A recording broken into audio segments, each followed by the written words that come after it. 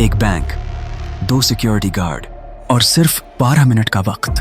फिर भी बिना किसी गोली चले, बिना कोई शोर मचाए, एक मास्टरमाइंड 10 करोड़ लूटकर गायब हो गया। क्या यह किसी फिल्म का सीन था? नहीं, यह एक रियल लाइफ बैंक हीस्ट की कहानी है जिसे कर्नाटक पुलिस आज तक सुलझा नहीं पाई। कैसे एक परफेक्ट रॉबरी को अंजाम दिया गया और क्यों मास्टरमाइंड आज तक नहीं पकड़ा गया, आज हम सुनेंगे कर्नाटक के सबसे डेयरिंग बैंक हीस्ट की असली कहानी।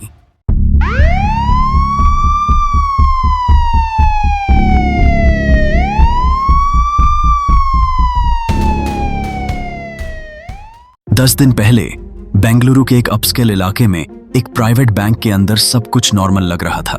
कोई नहीं जानता था कि सिर्फ एक हफ्ते बाद यहां एक ऐसी डकैती पड़ेगी जो न्यूज हेडलाइंस बनाएगी। एक छोटी सी चाय की दुकान पर 5 आदमी बैठे थे। एक ब्लूप्रिंट टेबल पर फैला हुआ था। यह बैंक का लेआउट था। उनका लीडर था राघव, एक एक्स बैंक एम्प्लॉय जिसे सिस्टम की हर कमजोरी मालूम थी।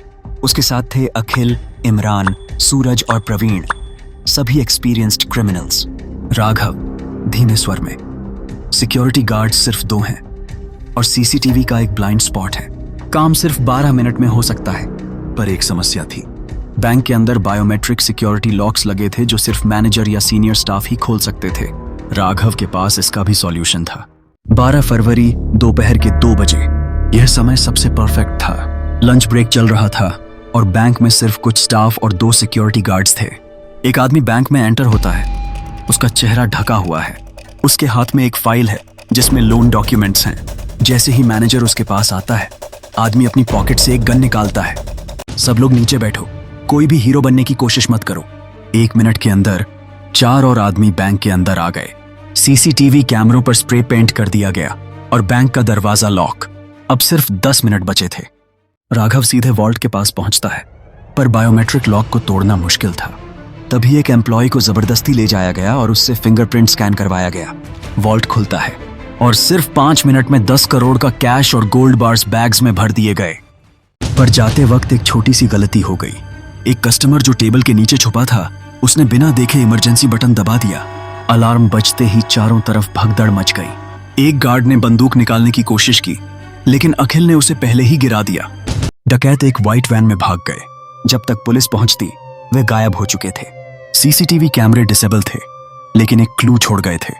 एक मास्क जो उनके एस्केप रूट पर गिर गया था। पुलिस ने मास्क उठाया और फोरेंसिक टीम ने उस पर एक डीएनए ट्रेस किया। यह डीएनए मैच करता था एक पुराने क्रिमिनल रिकॉर्ड से, अखिल। पुलिस ने उसके फोन को ट्रैक किया और एक वेयर हाउस तक पहुंच गई। पुलिस, हाथ ऊपर करो। एक शूटआउट में अखिल और प्रवीण पकड़े गए, लेकिन राघव, मास्टरमाइंड, अभी भी फ्री था। उसने 10 करोड़ का माल छुपा दिया था और बिना किसी को बताए निकल चुका था। आज भी कर्नाटक पुलिस राघव की तलाश में है। 10 करोड़ का पैसा कहीं ना कहीं छुपा है। क्या वह कभी मिलेगा? क्या राघव पुलिस की गिरफ्त में आएगा?